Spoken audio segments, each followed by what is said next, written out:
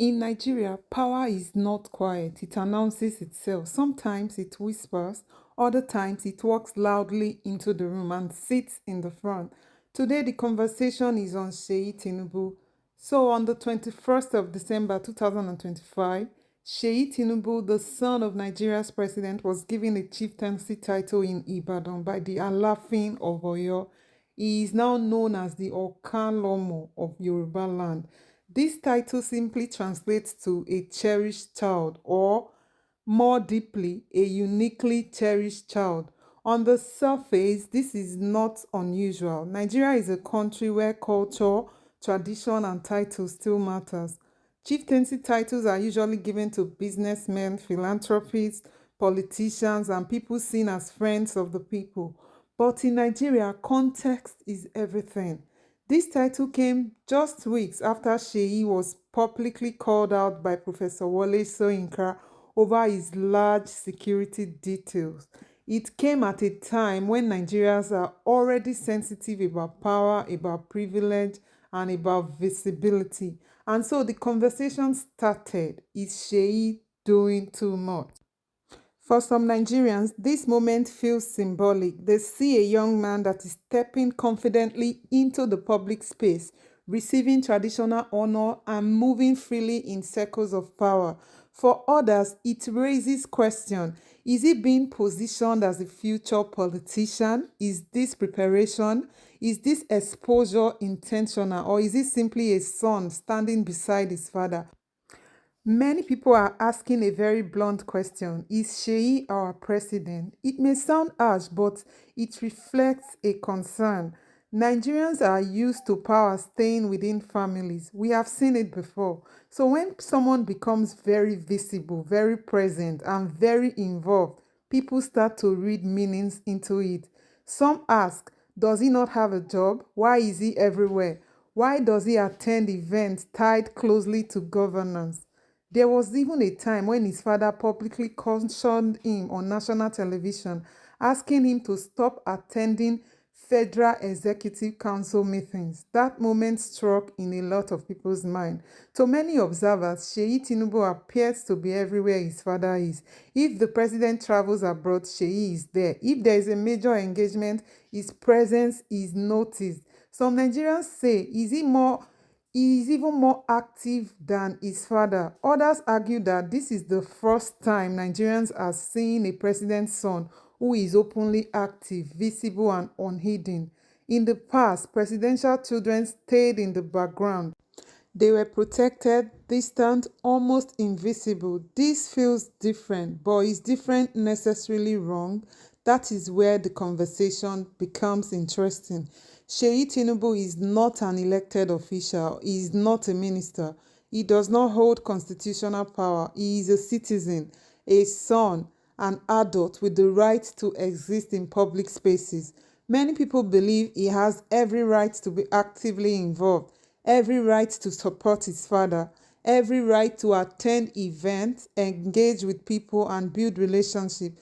The real question is not whether it should be seen. The question is, where does one draw the line? When does visibility turn into overexposure? When does involvement begin to feel like influence? When does proximity to power become uncomfortable? There are questions Nigerians have asked for some time. Is this an African thing, or does this happen everywhere? In some countries, we see political families exist openly. Children of presidents campaign, they speak publicly, and sometimes they later enter politics themselves. But Nigeria's history makes people cautious. Our institutions are fragile. Our trust is low. Our memories are long. So Nigerians watch closely. Some see Seyi as a confident, energetic, and intentional young man. They see someone that is learning, positioning himself, and understanding power early. Others see entitlement. They see privilege that is moving freely while ordinary citizens are struggling. And then there are those who simply see a young man that is navigating life under an intense spotlight. One he did not create for himself, but one that he cannot escape. This chieftaincy title has become a symbol. Not because titles are bad, but because of what people think it represents. To some, it feels like an endorsement. To others, it feels like honor. To many, it feels like a reminder of how close power and tradition can be.